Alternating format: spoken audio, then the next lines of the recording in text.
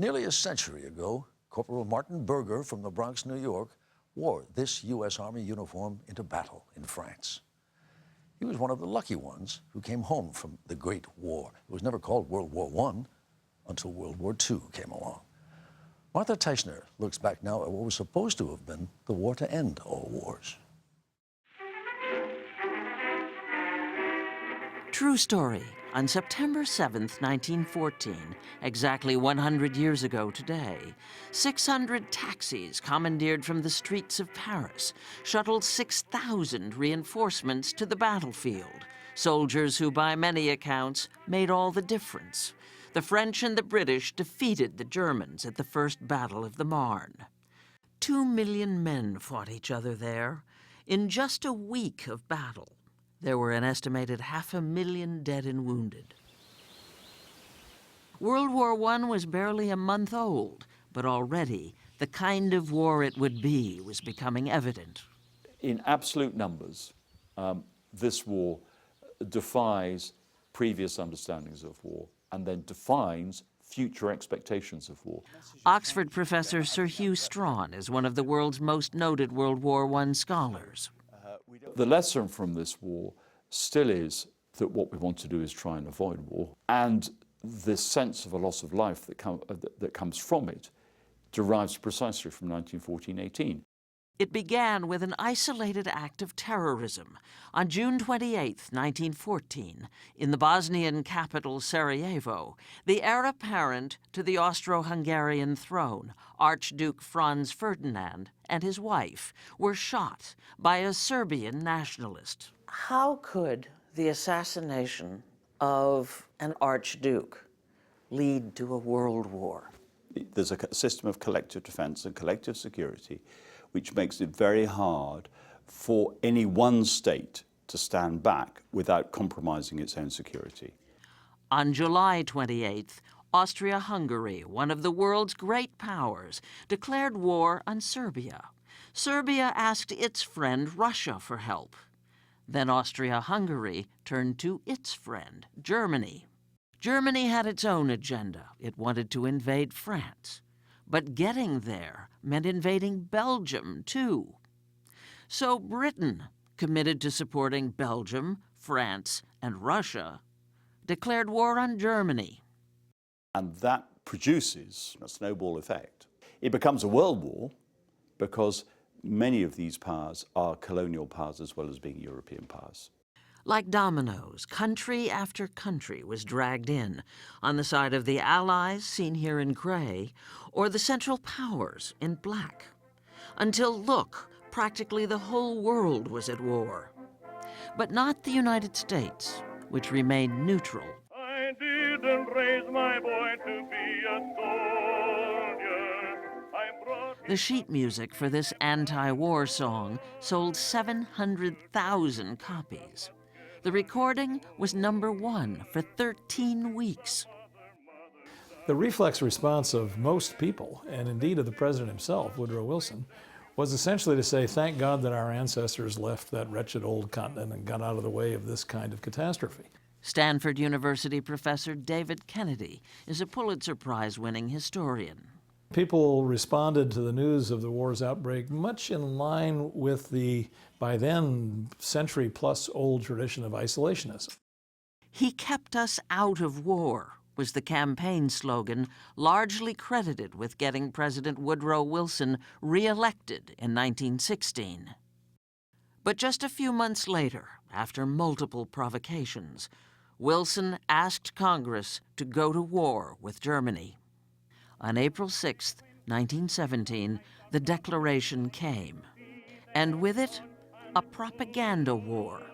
It's time for every boy to be a soldier. A battle for the hearts and minds of the American people. It's about the shift from saying that this is really not our war, to them being willing to put their shoulder to the wheel. Matthew Naylor is head of the National World War I Museum in Kansas City. The modern public relations was very much formed by these early experiments in persuading people to a particular point of view or action. Demonizing the enemy was part of the message, But that raised the question, who was the enemy?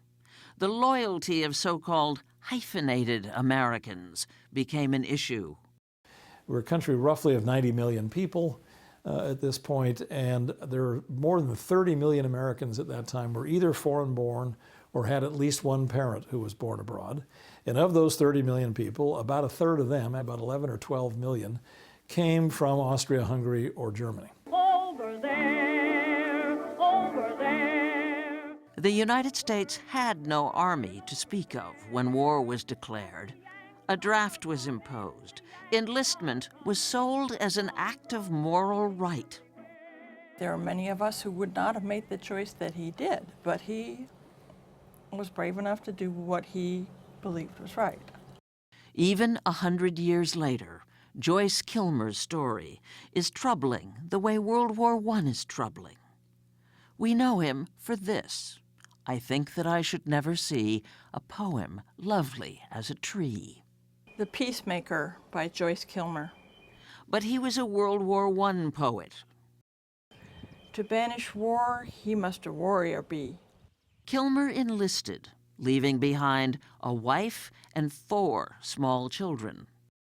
Who fights for freedom goes with joyful tread to meet the fires of hell against him hurled. He wrote The Peacemaker in France from the battlefield. It was a terrible thing, Miriam Kilmer is his granddaughter. a terrible dilemma, a terrible choice that he had to make. When I look at this and you compare this with this, Noelle Kilmer Angevine is another of his grandchildren. this looks like a man who has seen the ugliness of war and still wants to do what needs to be done. Joyce Kilmer was sent to the Western Front, a line of trenches more than 400 miles long, from the Belgian coast to Switzerland. Imagine, both sides dug in, no man's land between them. The barbed wire, the filth, the stench, nightmare gas attacks, and then in 1916, the first tanks. Technology that modernized warfare, but failed to end a 3-year stalemate. There was a resignation, in a sense. Don't be firing at one another, we're all going to live longer. The United States entered the war and things changed dramatically. Goodbye, so say hello, friends, with 10 million strong. More than 2 million American soldiers fought in France during World War I, Joyce Kilmer among them. He was on a reconnaissance mission when he died, July 30th, 1918. He was shot by a sniper through the head, His grandson, Robert Kilmer. and he was lying on the ground facing forward toward the enemy, and they thought he was alive. They went to announce themselves as his patrol, went to say, "Okay, Joyce, let's go." Then they found him dead. Joyce Kilmer is buried in France, surrounded by the graves of other American soldiers killed in World War I. Another poet wrote, "In Flanders fields, the poppies blow, between the crosses, row on row." The poppy has come to symbolize the soldiers on all sides who died, some 8.5 million of them. More than 116,000 of those dead were American. With Germany's surrender in 1918, the map was redrawn. So there I'm coming home. The Middle East, sliced and diced into territories being fought over to this day. President Woodrow Wilson, who thrust the United States onto the world stage to make it safe for democracy, failed. There's a deep disillusionment sets in very early on, and it deepens as the 20s and the 30s go forward. When the American public looks across the Atlantic at the Europe they thought they were being sent into battle to redeem. And what do? They get fascism in Italy, they get communism in Russia, they get Nazism in Germany. Was it all a terrible waste? When it ended, World War I was known as the war to end all wars. Barely 2 decades later, World War II began.